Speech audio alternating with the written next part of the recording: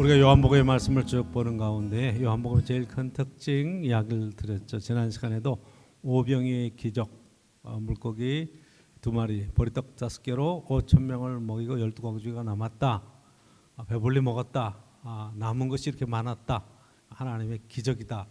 그렇게 끝나지 않죠. 그렇죠? 공관복음에서는 그렇게 이야기를 하는데 요한복음에서는 나는 생명의 떡이라 얘기하시죠. 나는 하늘에서 내려온 생명의 떡이라. 누구든지 나를 먹는 자는 영생을 얻을 것이라. 너희들이 썩을 양식을 위해서 일하지 말고 영원히 있을 양식을 위해서 일하라. 그래서 그 오병이의 기적의 의미, 기적에서 이어지는 하나님의 말씀으로 연결되는 쭉 상황들을 설명하죠. 오늘도 이제 8장에 있는 말씀을 우리가 함께 보았지만 여기 현장에 가늠하다 걸린 여인, 잡힌 여인을 예수님께 데려와서 지금 예수님을 아주 곤란한 그런 질문을 하는 그런 본문의 이야기입니다. 예수님께서 가르치시는 가운데 지금 이 여인을 바리새인과 서기관들이 끌고 와서 질문을 하는 거죠. 모세는 이런 여인을 돌로 쳐 죽이라고 그랬습니다. 레위기 20장 10절에 이 간음하는 여자, 이 간음하는 남자, 그제서 돌로 쳐 죽이라. 그렇게 분명히 말씀하셨기 때문에 지금 분명한 이야기가 맞아요. 바리새인과 서기관들의 얘기가 맞아요. 근데 예수님 어떻게 할까요? 이렇게 물어보는 거죠. 근데 여기서 예수님께서 돌로 쳐라, 율법을 지켜야 된다. 그러면 그동안 예수님이 가르쳐 주셨던 용서와 자비와 사랑에 관한 이야기하고 정반대가 되는 거예요. 그렇죠? 그런데 용서해라, 돌로 치지 마라. 그러면 뭘 어기냐면 율법을 근본적으로 부정하고 어기는 게 돼요. 그러니까 이렇게 대답해도 걸리고 저렇게도 걸리고, 그래서 아주 곤란한 문제를 가지고 지금 예수님께 나와서 지금 예수님을 시험하는 거예요.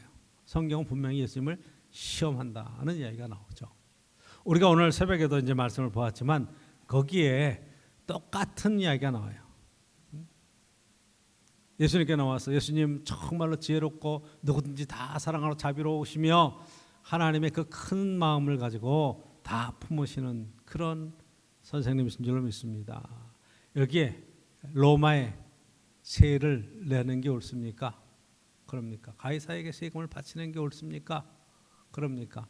바쳐야 되겠습니까? 말아야 되겠습니까? 이 질문을 하는 거거든요. 거기에서 바치라고 해도 문제가 돼요. 왜? 지금 로마의 식민지고 유대인들의 감정이 아주 굉장히 상하에 있는데 거기다가 세금을 바치라. 그러면 아주 심각하게 반발을 일으킬 거죠. 바치지 마라. 그러면 국가의 기본적인 체제 자체를 무너뜨리는 그러한 대답이 되는 거예요. 그러니까 이 정치하는 사람들, 머리가 춤쩍한 사람들, 남을 궁지에 몰아놓고 정말 어떻게 대답하지 못할 그러한 어려운 문제를 놓고 이야기를 하죠. 그랬더니 예수님께서 데나리온 하나를 가져와 봐라. 그래서 동전 하나를 가지고 옵니다. 그리고 그 동전을 보여주면 그 동전에 누구의 화상이 있느냐 물어봐요. 가이사의 화상입니다. 가이사의 것은 가이사에게, 하나님의 것은 하나님께 드려라. 그렇게 아주 명쾌하게 대답을 해주시죠. 그렇잖아요. 그러니까 우리가 인생을 살아가면서 정말로 조심해야 될 상황이 바로 이런 부분이에요. 남을 모함하고 남을 곤란하게 해서 그것으로 어쨌든 문제를 일으키려고 하는 그런 질문들을 사실은 다 배제하고 어떻게 하면 하나님의 선하신 나라를 이 땅에 이루어가고 선한 뜻을 이루어가는가 하는 데 초점을 맞아야 되는데, 정말로 믿음이 좋다고 하는 바리새인 서기관들이 지금 예수님을 곤란하게 할 질문을 가지고 와서 이렇게 질문을 하는 거죠.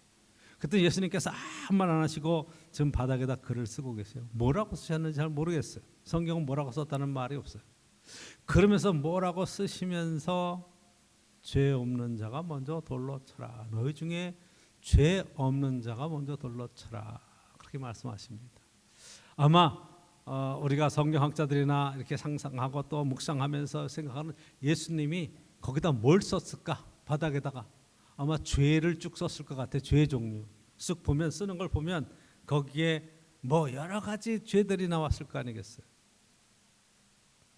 거기에 다 마음에 걸린 거예요. 그래서 성경의 본문에 보면 나이 많은 사람부터 돌을 들고 치려고 이야기하다가 그렇게 준비를 했다가 다 돌을 떨어뜨리고 하나하나 다 떠나갑니다. 그래서 나이 많은 사람부터 젊은 사람까지 다 떠나갔어요. 나중에 예수님과 여인만 남았습니다. 너를 정죄하던 그 사람들이 다 어디 갔느냐? 다 어디 갔어요? 다 흩어졌죠. 나도 너를 정죄하지 않겠다. 정죄하지 않겠다. 다시는 가서 다시는 죄를 짓지 마라. 가서 다시는 죄를 짓지 마라. 그리고 이제 오늘 12절에 예수께서 이렇게 말씀하십니다. 말씀해 이르시되 나는 세상의 빛이니 나를 따르는 자는 어둠에 다니지 아니하고 생명의 빛을 얻으리라. 자, 여기에서 정말 이 하나의 교훈과 같은 또 하나의 이야기를 하는 거예요. 누구든지 나를 믿는 자는 그 배에서 생수의 강이 흘러넘치리라. 요한복음 7장 24절에 있는 이야기고, 이제 이게 생명수가 넘치는 이야기, 생명의 빛에 관한 이야기, 밝음에 관한 이야기로 연결시켜가면서 여기에 우리에게 주시는 굉장히 귀중한 교훈이 있죠. 자, 이 여인 음행을 하다가 현장에서 잡혔는데, 이게 음행을 뭐 혼자 하는 건 아니겠죠. 여기 상대방 남자가 있을 거 아니겠어요. 남자는 안 잡혔어요. 도망을 갔는지 지금 어떤 뭐 문제가 있어 안 들어갔는지 어쨌든 이 여자만 지금 곤란하게 문제를 만들었어요. 그래서 우리가 생각하고 오늘 말씀 속에서 봐야 될 것은 이 여인의 문제는 무엇인가? 음행하다 현장에 잡혔다 그럴 때 이게 뭐 처음 뭐 이렇게 인생을 살다가 잡힌 건 아닐 거잖아요. 사회 학자들이 이야기하는 거 보면 남자들이 바람을 필 때 한 번만 피는 사람은 없다 하는 거예요. 한 번을 안 피든지 한 번 피면 계속해서 두 번, 세 번, 네 번 이렇게 피는 거지 한 번만 피는 사람은 없다. 그런데 성경에서는 이 문제를 근본적으로 얘기를 해요. 지금 여러분 요한복음 4장에 사마리아 여인의 이야기도 나오잖아요. 그렇죠? 대낮에 우물가로 물을 길러 나온 여인. 네 남편을 데려와라. 나는 남편이 없습니다. 그랬더니 남편이 5이 있었다는 거예요. 지금 살고 있는 남편도 네 남편이 아니라는 거예요. 이 여자는 어떤 여자예요? 인생의 문제를 정말 어떻게든지 헤쳐보고 살아보려고 애를 쓰는데 능력이 안 되니까 어쨌든 남자들을 꼬셔서 거기에서 삶의 문제를 해결하려고 했던 여자일 수도 있고, 정말 어떻게 생각하면 이 남자 저 남자한테 이용당하고 차이고 치여서 정말로 인생을 비참하게 살고 있는 여자일 수도 있고, 그렇죠? 그러니까 이 여자에게 죄를 뒤집어 씌우면 이 여자에게 죄 많은 여자이기도 하지만 어떻게 생각하면 사회 구조적으로 정말로 피해를 당하고 연약한 여자로서의 삶을 그 험한 세상을 살아나가는 삶의 피해자일 수도 있는 거죠. 오늘 본문의 여자도 마찬가지예요. 제가 볼 때에는 정말로 먹고 사는 것이 넉넉하고 삶의 여정이 충분했으면 이 여자는 아마 성실하게 자기의 삶을 살아갈 수 있었던 그런 여자일 수도 있었어요. 그런데 이런저런 문제 때문에 어쨌든 몸을 파는 여자이든지 사회적인 어떤 약자가 돼서 지금 이렇게 저렇게 치다 보니까 지금 남자는 안 잡히고 여자만 끌려왔다고 말하는 이 성경 자체의 본문은 이 여자는 피해자일 수 있겠다 하는 생각도 해요. 그러니까 지금 이 여자를 끌고 와서 예수님께 지금 대면시키면서 모세의 율법을 이야기를 하는 겁니다. 그래서 오늘 본문에서 저와 여러분들이 봐야 될 첫 번째 이야기는 바로 이 부분이에요. 자, 우리가 하나님 말씀을 들어가서 볼 때 제일 중요한 것이 하나님의 심정과 하나님의 마음을 갖고 이 상황을 보는 겁니다. 이 여인을 향해서 갈 때 지금 바리새인과 서기관들은 죄인이라 말이에요. 그 행위만 가지고 지금 얘기를 하는 거예요. 근데 예수님께서 보시는 것은 이 여인이 처한 모든 상황과 모든 것들을 보면서 지금 그 죄를 가지고 정죄하지 않는다 나도. 그래서 용서하는 마음으로 정말로 안타까운 심정을 가지고 이 여인을 바라보고 있는 모습을 보게 됩니다. 나도 너를 정죄하지 않겠다. 그러니까 우리가 이 성경 말씀을 인용하고 적용해 갈 때 지금 어떻게든지 정죄하고 심판하고 비난하는 쪽으로 이야기를 끌고 가면 여러분 성경 말씀대로 살아갈 사람이 누가 있겠습니까? 그렇죠? 그러니까 죄인 아닌 사람이 어디 있겠어요? 그 예수님께서 바닥에 글을 쓰시면서 이야기했잖아요. 너희 중에 죄 없는 자가 먼저 돌로 쳐라. 그러니까 다 돌을 놓고 다 떠나가 버리죠. 보니까 다 죄인이야. 그런데 이쪽의 무리들은 들키지 않은 죄고 현장에서 안 잡힌 죄인이고 지금 이 여자는 현장에서 잡힌 죄인이에요. 이 차이예요. 우리가 세상을 향해서 죄인에 관한 이야기를 할 때 제일 먼저 얘기하는 것이 하나님과의 관계에서 단절된 원죄에 관한 얘기를 해요. 에덴 동산에서 지은 아담이 지은 죄. 그게 우리랑 무슨 죄 상관이 있습니까? 내가 무슨 죄인입니까? 이렇게 이야기를 우리가 할 수도 있지만 성경에서 말하는 죄에 관한 것은 예수 그리스도를 부인하는 죄, 하나님을 떠나는 죄, 하나님이 없다고 말하는 불신앙의 죄, 불신의 죄를 제일 먼저 이야기를 하는 거예요. 하나님 없이도 살 수 있다. 내가 하나님과 같이 되어서 모든 선악을 이렇게 판단하는 일에 내가 주인이 된다. 내가 기준이다. 이게 죄인이라는 제일 큰 특징이라는 거예요. 그래서 죄인의 제일 큰 특징은 제일 먼저 남을 정죄하는 것이다. 정죄하는 것. 자기의 죄는 은폐시키고 핑계를 대는 거예요. 그래서 아담에게 하나님께서 묻잖아요. 누가 너에게 선악을 알게 한 나무 열매를 먹지 말라 그랬는데 그걸 먹으라고 했는데 너 어떻게 먹었냐 그랬더니 하나님께서 만들어주신 저 여자가 내게 주므로 내가 먹었나이다. 그렇게 얘기를 하는 거예요.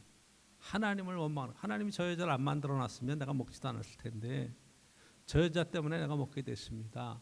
그 여자는 내 살 중에 살이요 내 뼈 중에 뼈라 이렇게 얘기했던 그 여인을 향해서 그 얘기를 듣는 여자의 마음 어떻겠어요? 이게 죄의 제일 큰 특징이에요. 그러니까 여러분들이 이 세상을 살아가는 동안에 많은 사람들이 자기의 죄에 관한 이야기는 하지 않고 자기의 실수와 자기의 잘못을 회개하며 하지 않고 나는 억울하다, 나는 피해자다, 나는 저 사람들 때문에 어쩔 수 없이 이런 일을 하게 됐다, 뭐 이렇게 얘기를 하는 거죠. 이 여인도 할 말이 많을 거예요. 지금처럼 복지가 잘 돼 있고 사회적인 어떤 시스템에서 여러 가지를 보호할 수 있는 그런 장치가 되어 있다면 내가 왜 음행을 하겠느냐. 나도 행복하게 잘 살고 싶은데 이 사회 환경이 어쩔 수 없이 나를 끌고 간 거 아니겠느냐. 뭐 이런 얘기도 할 수 있겠죠. 여러분 사회의 많은 사회운동가들은 바로 이런 얘기를 하는 거예요. 예를 하나 여러분 요즘 제일 많이 핫 이슈가 되는 게 이태원 사건. 그래도 이 사회 시스템에 문제가 있는 거지 그 아이들이 무슨 죄가 있느냐 이렇게 얘기하는 게 지금 성경에서 말하는 죄인의 제일 큰 특성 가운데 하나예요. 참 안타까운 일이죠. 안타까운 현실은 현실이지만 그게 대통령 책임이냐 사회 구조적인 책임이냐 이렇게 얘기를 하면 정말 어떻게 생각하면 안타까운 사건은 맞는데도 불구하고 그거에 대한 책임이 과연 누구에게 있느냐. 이렇게. 하나님이 만들어 놓으신 저 여자, 하나님이 만들었기 때문에 내가 선악과를 먹은 거고 저 여자 때문에 내가 먹은 거지 내가 뭘 잘못한 게 있습니까? 이렇게 얘기하는 창세기의 죄인의 모습과 너무 같은 거예요. 이 여인도 마찬가지예요. 모세는 그 이야기를 할 때 왜 간음한 남자와 여자를 같이 돌로 쳐 죽이느냐 이야기를 할 때 이게 정말 하나님 안에서 행복한 가정과 정말 하나님 안에서 생육하고 번성하는 이 가정을 지키며 축복된 터전을 우리가 살도록 하시는 놀라운 하나님의 은혜가 있는 거예요. 남의 아내나 남의 남편을 이렇게 하는 자는 돌로 맞아 죽어야 된다. 그 이야기하는 것은 죽이라는 차원의 얘기가 아니라 그렇게 심각한 거니 절대로 해서는 안 될 일이라는 것을 강조한 거죠. 그런데 그 강조하는 것보다는 지금 와서 때려 죽인다고 하는데 춤을 맞추잖아요. 그러니까 예수님께서 이 상황을 보시면서 지금 하시는 이야기가 그런 거예요. 너희 중에 죄 없는 자가 돌로 쳐라. 그러니까 이 이야기는 그 이야기를 듣고 하나하나 돌을 다 내려놓습니다. 그래도 이 사람들은 적어도 그래도 양심이 있는 사람이에요. 그렇죠? 돌로 쳐라. 그랬더니 돌로 치지를 못하고 자기를 돌아보니까 자기의 죄된 모습, 돌에 맞을 죄가 나에게도 있다는 것을 깨닫고 돌을 맥없이 내려놓고 돌아서 갔어요. 그래서 성경에 보면 재밌는 게 이게 나이가 많은 사람부터 시작해서 제일 젊은 사람까지 다 돌아섰어요.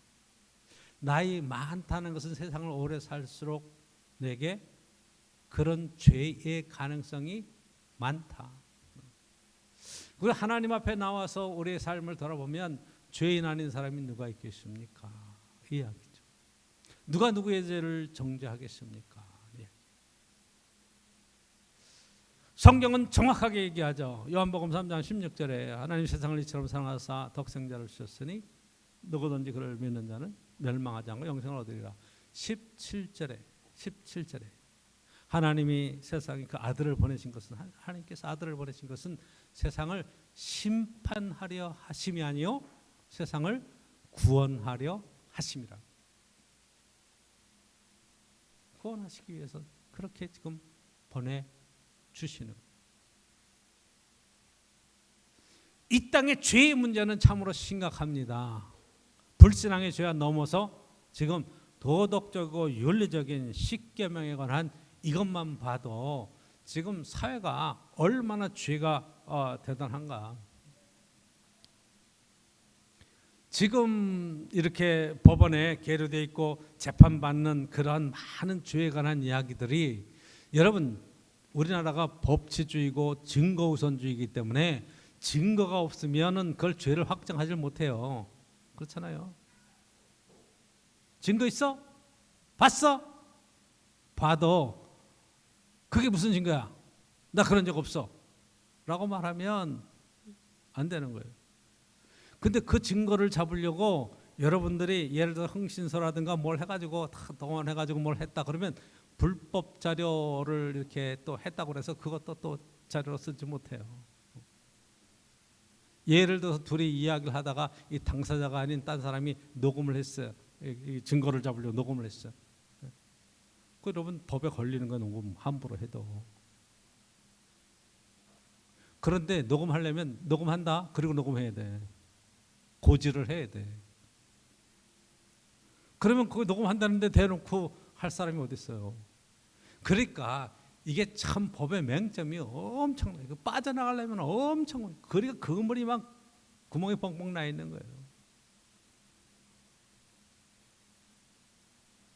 그러니까 세상 사람들이 안 걸리면 된다 이런 생각만 갖고 있는 거예요. 그래서 하는 얘기가 아이 목사님 세상에 법 다 지키고 사는 사람이 어디 있어요? 그런데 그렇기 때문에 우리가 죄인이라고 그렇게 의인은 없나니 하나도 없다. 하나님 앞에 의롭다고 말할 사람이 하나도 없다고 얘기하는 거예요.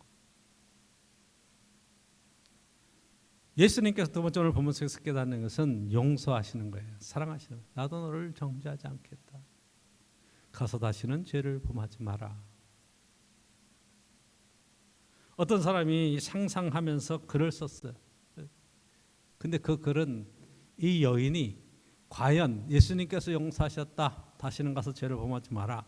그랬을 때 이 여인의 뒤를 계속 추적해 보면 이 여인이 정말 휴 살았다. 그리고 다시 죄를 범하지 않았을까? 근데 의문을 품는 거기에 대한 의문을 다시 죄를 범하지 않았을까? 여러분 우리가 어떤 사건에 연루돼서 잡혔었어요.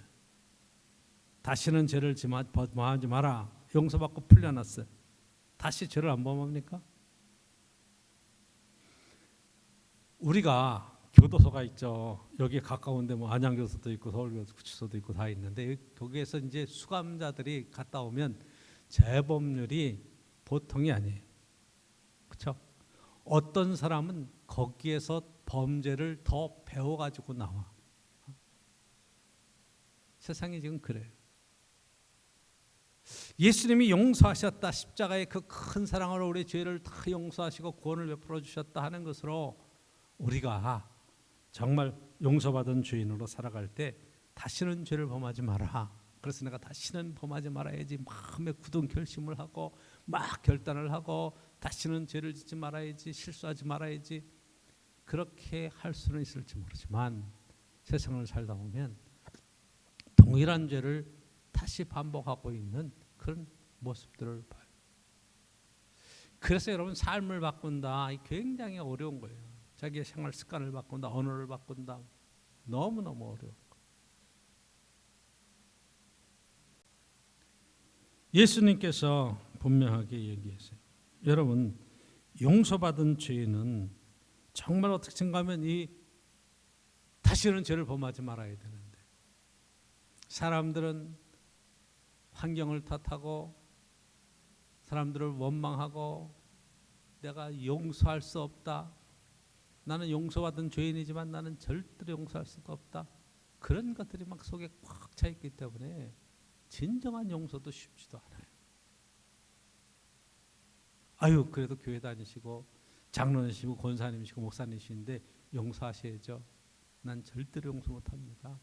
이런 얘기를 하는 사람들 수도 많이 봤어요. 근데 저와 여러분들은 십자가의 예수 그리스도의 그 큰 은혜로, 주님의 피 흘리심과 목숨을 건 그 큰 사랑으로 죄의 용서함을 받은 사람도 아닙니까?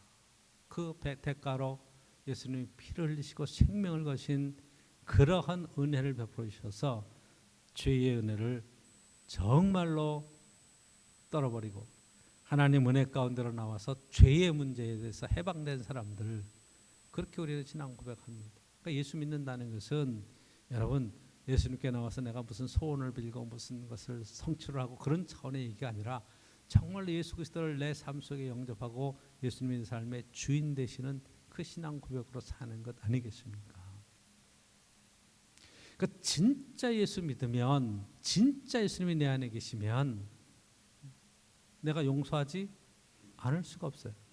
여러분들이 매번 주기도문 외울 때 우리가 우리에게 죄 지은 자를 사하여 준 것 같이 우리의 죄를 사하여 주옵시고, 그러죠? 사하여 주옵시고. 우리가 우리에게 죄 지은 사람을 내가 용서합니다. 그러니 내 죄도 용서해 주옵소서, 이거예요. 이해가 되죠? 그러니까 많은 경우에 우리의 사람들에 관한 이야기들은 내 죄가 하나님 앞에 용서함을 받았다가 아니라 내가 다른 사람의 죄를 용서하는 차원까지로 우리의 신앙과 인격이 올라가 있는 상황을 얘기하는 거예요. 그게 우리가 용서함에 대한 이야기가 구체적으로 내 안에 경험되어지는 거죠. 이 여인이 지금 정죄함 받을 자리에서 지금 많은 사람들이 자기의 죄를 돌아보면서 떠나갔어요. 너희가 죄가 없는 자가 먼저 돌로 쳐라, 그렇게 얘기하는 그 이야기를 듣고 자기 자신을 돌아보는 거예요. 근데 우리 신앙생활하고 교회를 다녀도 우리의 눈이 바깥으로 뚫려 있어서 그런지 자기를 보기보다는 다 사람들을 보는 거예요. 그 사람들을 향해서 비난하고 비판하고 판단하고 정죄하고 이런 것은 굉장히 빠른데, 자기의 죄와 허물을 돌아보면서 내가 이런 실수를 하는구나, 하나님 저를 용서해 주십시오, 그렇게 기도하는 것은 의외로 약하다 이 말이에요. 나를 치는 게 중요한데, 그래서 사도 바울은 이 이야기를 뭐라고 얘기한 걸, 나는 그리스도 안에서 죽고 내 안에 그리스도께서 사신 것이라, 이렇게 표현을 하죠. 이게 하나님의 심정, 예수 그리스도가 보는 신앙의 관점이에요. 그러니까 예수님께서 그 여인을 볼 때 죄인으로 보는 게 아니라 하나님 앞에 정말 사랑스러운 딸로 보면서 나도 너를 정죄하지 않는다, 다시는 죄를 짓지 마라, 가서 다시는 죄를 범하지 마라, 이렇게 용서하시고 품어주시는 그 큰 사랑의 뜻을 보는 거예요. 그런데 이 문제가 여러분 결심으로 되겠느냐 이 말이에요. 결심으로 되겠느냐. 여러분 새해를 시작하면서 결심 많이 하시죠. 내가 올해는 뭘 하겠다, 건강을 위해서 뭘 해보겠다, 내가 뭘 배워보겠다, 내가 올해는 뭘 끊어보겠다, 이런 계획들을 쭉 세우죠. 그런데 연말 돼서 딱 결산을 해보면 얼마나 실천을 하세요. 마음은 결심은 쉬운데 실천하기는 참 어렵습니다. 그래서 오늘 이 여인에 관한 이야기, 이 여인이 돌아가서 과거의 삶으로 다시 돌아가서 정말로 인생을 계속 헤매고 있을까? 이 이야기를 들어볼 때 여러분 12절의 이야기로 그 이하의 이야기로 딱 결론이 나는 이야기가 있어요. 12절 예수께서 또 말씀하여 이르시되 나는 세상의 빛이니 나를 따르는 자는 어둠에 다니지 아니하고 생명의 빛을 얻으리라. 어두움 속에서 죄 짓는 환경 속에서 그렇게 죄를 짓는 것이 아니라 밝은 곳에서는 죄를 짓지 못하는 이런 특성을 너무 잘 아시는 거예요. 예수 그리스도 안에 있으면 다시는 죄를 짓지 못한다. 주님과 함께 동행하는데 성경의 제일 큰 주제가 뭐냐? 예수 그리스도께서 내 안에 계시고 나와 세상 끝날까지 함께 하시며 동행하시는 동행의 축복을 이야기를 하시는 거예요. 주님이 나와 함께 계시다. 생명의 빛으로 나와 함께 계시다. 그렇죠? 나는 생명의 떡이다. 나는 생명의 빛이다. 내게 오는 자는 어둠에 다니지 않을 것이다. 어둠이 뭐예요? 죄 가운데 헤매는 인생이 예수 그리스도 안에 나오기만 하면 빛 가운데 걸어갈 것이다. 아주 정확하게 말씀. 그럼 방법이 어디 있느냐? 거기서 벗어날 수 있는 방법은 예수 그리스도 안에 사는 거죠. 그렇죠? 빛 가운데 사는 거예요. 그래서 그 안에 이제 쭉 대답이 나오는 거예요. 그게 어떻게 방법이 될 수 있겠느냐? 내가 하나님께로부터 왔다. 뭐 하나님에 대한 이야기를 쭉 서로 논쟁이 이제 또 붙죠. 결론적으로 말씀을 드립니다. 사는 길이 어디에 있느냐? 예수 그리스도 안에 있습니다. 오직 주님 안에 있습니다. 주님을 붙드셔야 돼요. 주님과 함께 동행하셔야 돼요. 주님을 영접해야 돼요. 주님을 믿어야 돼요. 그래서 요한복음 1장 첫 부분에 영접하는 자 곧 그 이름을 믿는 자들에게는 하나님의 자녀가 되는 권세를 주셨으니, 그렇죠? 믿는 자들, 영접하는 것. 그러니까 믿는 것은 내가 예수님 믿는데 뭐 내가 교회 다니는데 뭐 그 차원이 아니라 영접해서 나와 함께 계시고 내 안에 계신 주님이 어떤 일에 딱 판단할 때 그 옆에 있다. 전 가끔 그런 생각을 해요. 어떤 일을 결정할 때 주님이 옆에 계셔서 지금 함께 보고 계셔요. 그럼 주님께 물어봐야 돼요. 주님 어떻게 했으면 좋겠습니까? 근데 여러분들이 어떤 일을 행하고 결정할 때 목사님이 옆에 계세요. 제가 여러분 옆에 있어. 옆에 있어요. 그러면 여러분 한눈 팔 수 있어요? 저는 가끔 뉴스에 그 목사님들도 이 성적으로 범죄하고 타락하는 목사님들이 나와요. 뉴스에도는. 그렇죠? 안타까워요. 그런데 제가 목회 처음 나가면서 기도하다가 깨달은 게 있어요. 집사람이 함께 있으면 절대로 그런 일은 있을 수 없다. 뭔 얘기인지 아시죠? 어디를 가든지 같이 다니는 거야. 신방을 가도 같이 어디 가도. 집사님이 전화해서 목사님 신방 와주세요. 사모님하고 오지 말고 혼자 오세요. 그러면 절대로 안 가지. 그게 방법이야. 다른 방법이 없어. 같이 다니면 되는 거예요. 그런데 여러분 육체적으로 같이 다닌다는 것이 한계가 있으니까 늘 같이 있다고 생각하면 함부로 할 수 없잖아. 그런데 성경은 정확하게 누가 같이 계시다는 거예요? 주님이 같이 계시는 거예요. 주님이 나와 함께 계시는 거예요. 어떻게 한눈을 봐? 어떻게 실없는 얘기를 해? 그러니까 여러분 정신 차릴 수밖에 없는 거예요. 왜? 그분이 세상에 빛으로 계시는 동안에 빛 가운데 행하고 어둠에 행하지 않는 놀라운 삶의 지혜가 이 가운데 있잖아요. 그렇죠? 어떻게 죄 안 져요? 주님이 계시는데.